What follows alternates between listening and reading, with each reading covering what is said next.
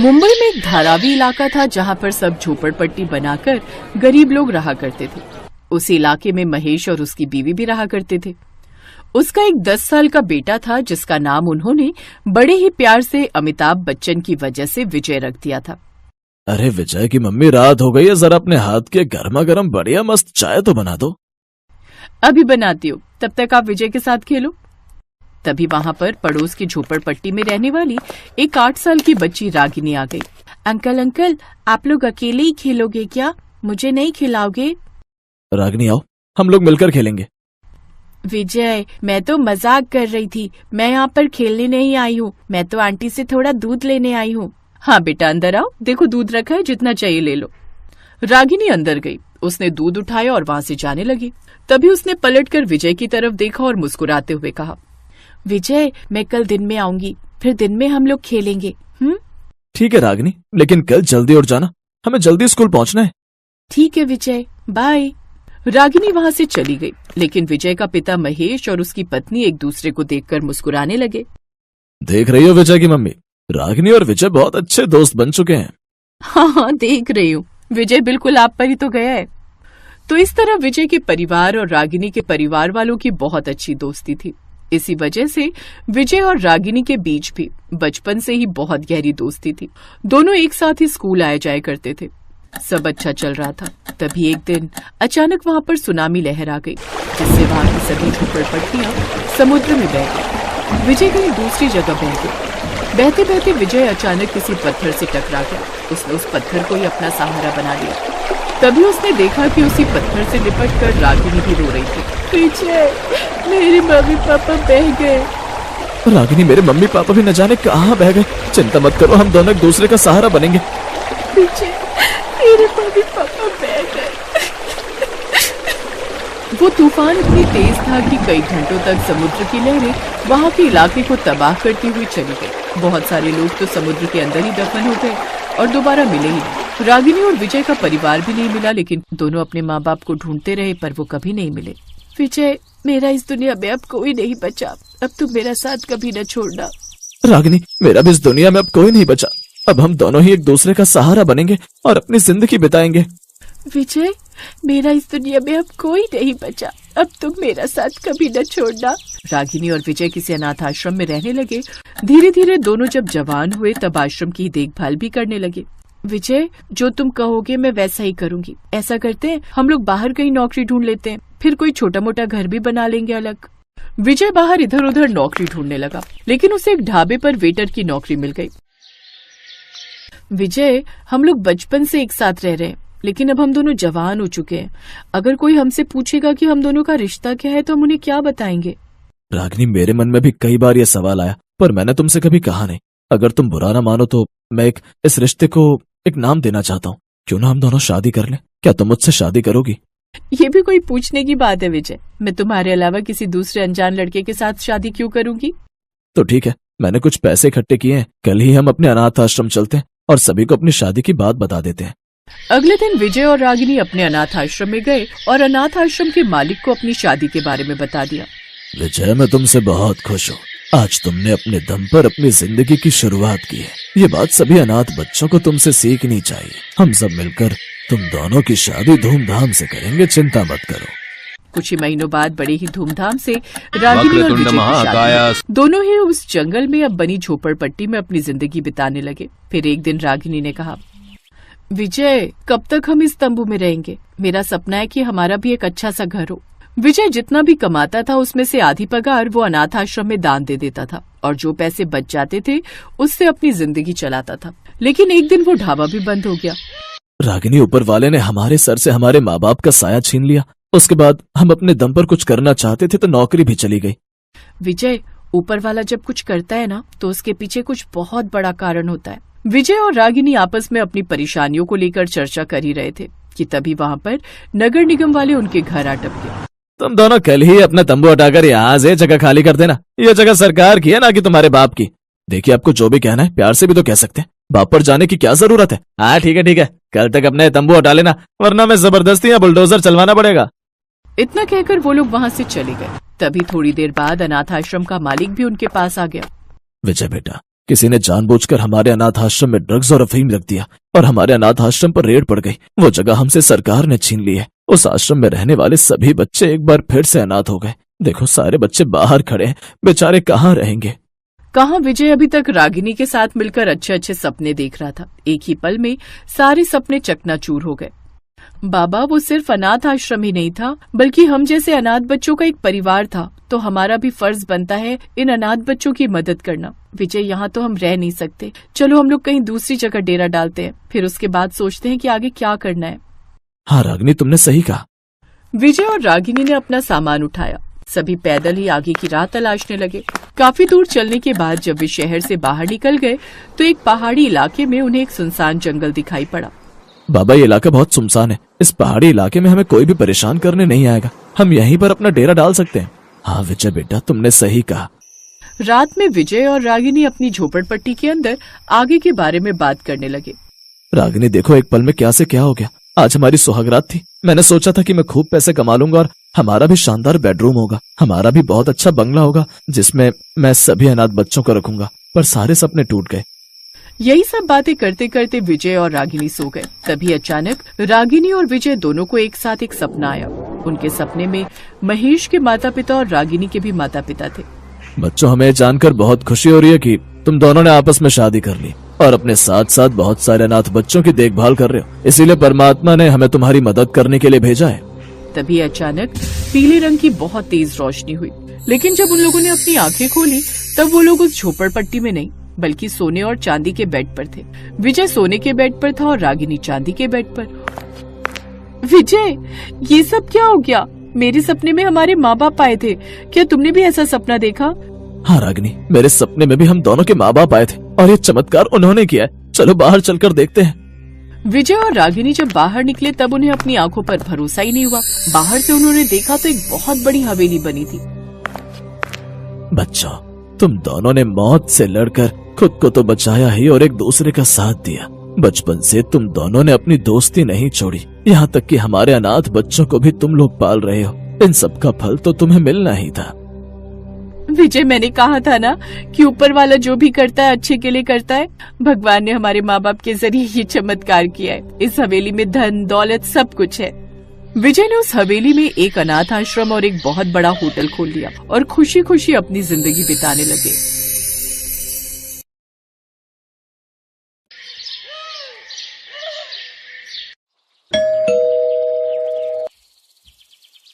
अरे कमला, मेरा छोटा बेटा कुछ दिन पहले ही विदेश से लौटा है। सोच रही हूँ अब उसके भी हाथ पीले कर दूं। कोई अच्छी लड़की हो तो बताना। अरे वाह, निशांत विदेश से लौट आया। फिर तो उसके लिए कोई बड़े अमीर घर की लड़की ढूंढनी पड़ेगी। तेरी बड़ी गरीब बहू की तरह नहीं जो बस 2 जोड़ी कपड़े में ही ससुराल चली आई। अब मुझे देख, अमीर बहू लाई हूँ तो सब सामान आया है दहेज में। ये जिस एसी की तू ठंडी ठंडी हवा खा रही है ना, ये भी मेरी बहू के दहेज में ही आया है। मैंने तो इसे हॉल में लगवा दिया ताकि सब इसका इस्तेमाल करे।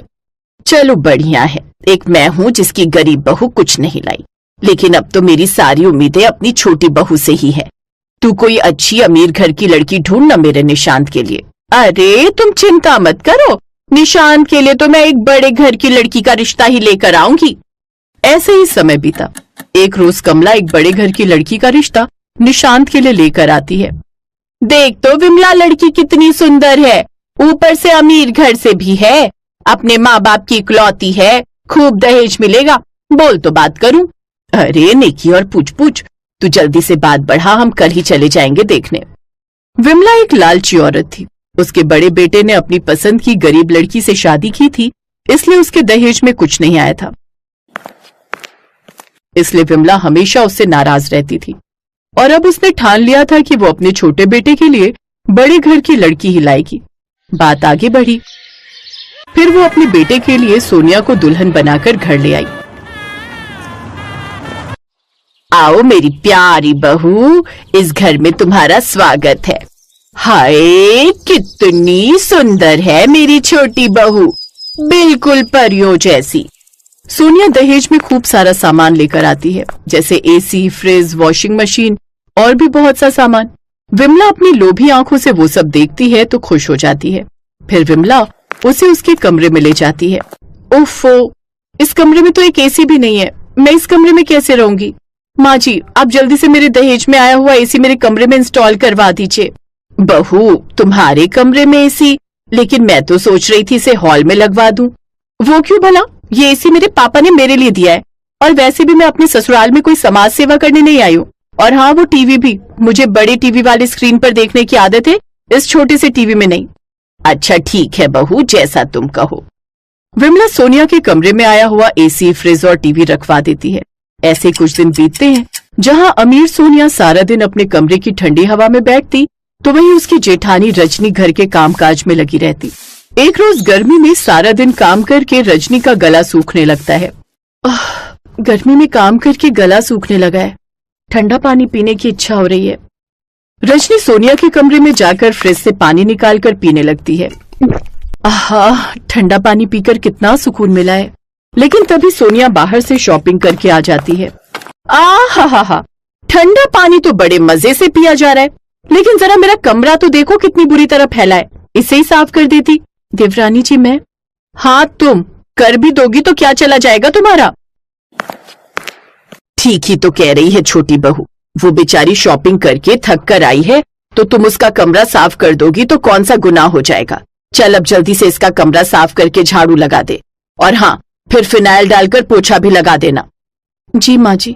सोनिया को अपनी अमीरी और सुंदरता पर बड़ा घमंड था, तो वहीं रजनी दिल की बहुत अच्छी थी, लेकिन उसकी ये अच्छाई किसी को नजर नहीं आती और उसकी सास हमेशा उसको बुरा भला सुनाती रहती। एक रोज सोनिया सज धज कर तैयार होकर फिल्म देखने जा रही होती है। उसे देख रजनी ने कहा, देवरानी जी, मुझे भी बड़े दिन हो गए बाहर गए हुए, और मैंने तो आज तक सिनेमा हॉल भी नहीं देखा। अगर आपको बुरा ना लगे तो क्या मैं भी आपके साथ चलूं? तुमने अपनी शक्ल भी देखी है, ऊपर से कपड़े तक पहनने का सेंस तो है नहीं तुम्हें। अगर मैं तुम्हें अपने साथ ले कर गई तो जानती भी हो मेरी इतनी इंसल्ट होगी, इसलिए ज्यादा बकबक मत करो और वही करो जो तुम्हारी औकात है, इस घर के काम। सोनिया के चिल्लाने की आवाज सुनकर विमला वहां जाती है। क्या हुआ? मेरी अमीर बहू गुस्सा क्यों हो रही है? फिर सोनिया विमला को सारी बात बताती है। ये सुनकर विमला को गुस्सा आ जाता है। तेरी हिम्मत कैसे हुई छोटी बहू से ऐसा कहने की?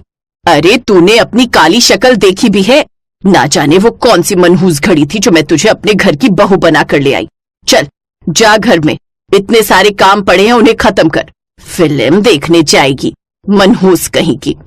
रजनी रोते हुए वहां से चली गई और घर के काम करने लगी। गरीब और काली रजनी के साथ हमेशा ऐसे ही होता था। ऐसे ही समय बीतता है। कुछ समय बाद दोनों बहुओं का जन्मदिन आने वाला था। उन दोनों का बर्थडे एक ही दिन आता था। विमला अपनी छोटी बहू के लिए महंगी सी साड़ी लेकर आती है। ये ले सोनिया बहू, तेरा इस घर में पहला जन्मदिन है ना, तो उस दिन तू ये साड़ी पहन लेना। ये साड़ी माँ जी? क्यों, पसंद नहीं आई क्या? सोनिया बुरा सा मुंह बनाते हुए कहती है। नहीं, इतनी बुरी भी नहीं है।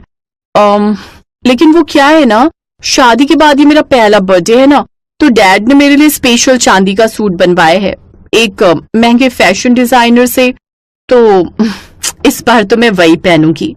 हे राम, चांदी का सूट? फिर तो मेरी बहू उसमें बिल्कुल परियों जैसी लगेगी।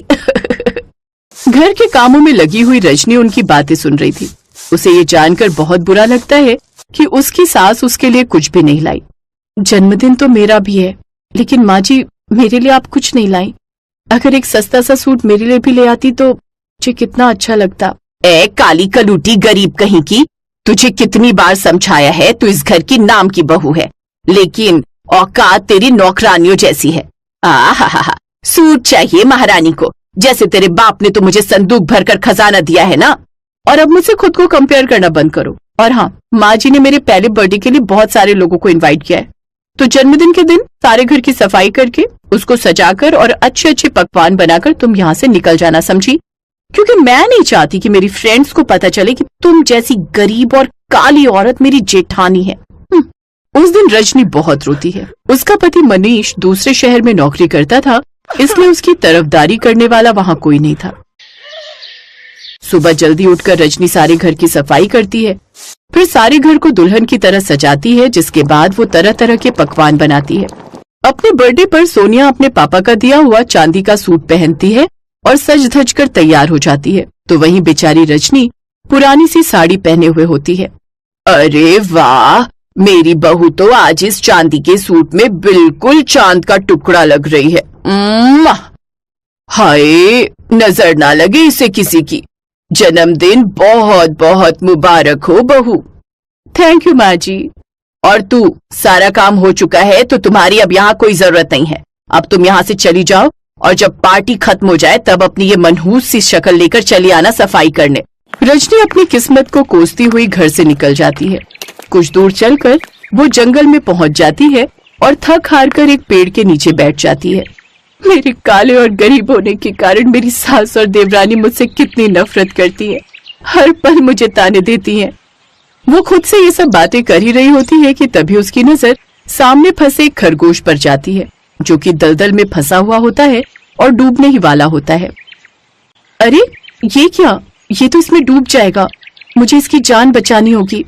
रजनी जल्दी से उस खरगोश की मदद करती है और उस खरगोश को बाहर निकालती है, लेकिन अचानक उसका पैर फिसल जाता है और वो खुद ही उस दलदल में डूबने लगती है। बचाओ, कोई बचाओ मुझे। तभी अचानक उस दलदल के पास लगे पेड़ से एक पीले रंग का सोने का सूट रजनी के ऊपर आकर गिर जाता है जो कि काफी मजबूत था। उस सूट को पकड़कर रजनी दलदल से बाहर आ जाती है। तभी अचानक से वो सूट बोलने लगता है। आज के बाद तुम्हारी जिंदगी में कोई भी तकलीफ नहीं रहेगी। तुम बहुत नेक दिल इंसान हो। तुमने अपनी जान खतरे में डालकर उस खरगोश की जान बचाई है। अरे ये क्या, तुम तो बोलते भी हो, भला ये कैसा चमत्कार है? हाँ, मैं एक जादुई सोने का सूट हूँ जो परीलोक से आकर इस पेड़ पर फंस गया था और तभी आजाद हो सकता था जब मैं किसी नेक दिल इंसान की मदद करूँ और उसके पास ही रहूँ। अब तुम एक बार मुझे पहन कर देखो, तुम्हारी सारी तकलीफें खत्म हो जाएंगी। उसकी बात मानकर रजनी उस सूट को पहन लेती है, जिसे पहनते ही वो बहुत ही खूबसूरत हो जाती है। रजनी बहुत खुश होती है। वो सोने का सूट पहनकर अपनी देवरानी की बर्थडे पार्टी में पहुंचती है, जहां सभी उसे देखकर हैरान रह जाते हैं। ये क्या, तुमने सोने का सूट पहना है और तुम इतनी खूबसूरत कैसे हो गई? रजनी सबको सारी बात बताती है। ये सुनकर सोनिया चिढ़ जाती है। अब उस सोने के सूट की मदद से रजनी खुद का बड़ा घर बना लेती है जिसमें ऐशो आराम की हर चीज होती है। अब उस घर में वो अपने पति के साथ खुशी खुशी रहती है। हेलो दोस्तों, कैसे हैं आप सब?